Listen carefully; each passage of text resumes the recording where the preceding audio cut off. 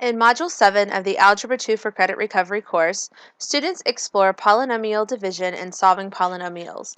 Let's take a closer look at each lesson. The Module 7 checklist indicates all the lesson's assessment point values and the approximate time to complete the lesson and the assessment.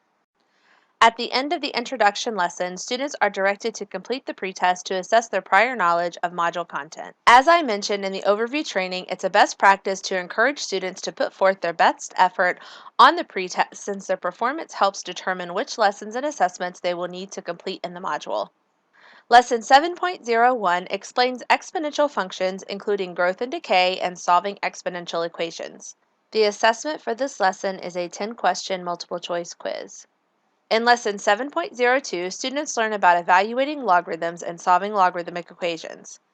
The assessment for the lesson is a 5-question multiple choice quiz. In Lesson 7.03, students learn about the properties of logarithms, including change of base formula and how to solve logarithm problems using the properties. The assessment for the lesson is a 10-question multiple choice quiz. Lesson 7.04 explains how to solve exponential equations with unequal bases. The assessment for the lesson is a 4-question multiple choice quiz. Lesson 7.05 is a self-assessment. It asks the students to pause and reflect on what they have learned so far in the module. There is no assessment for this lesson.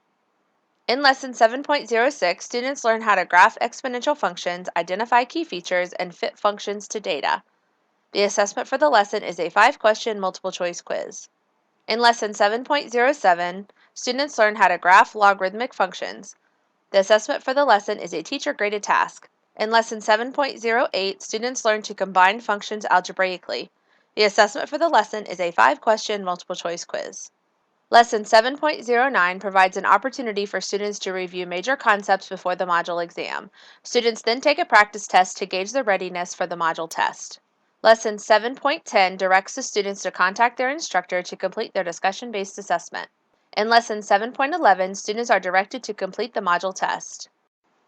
Thank you for viewing the overview of Module 7 in the Algebra 2 for Credit Recovery course.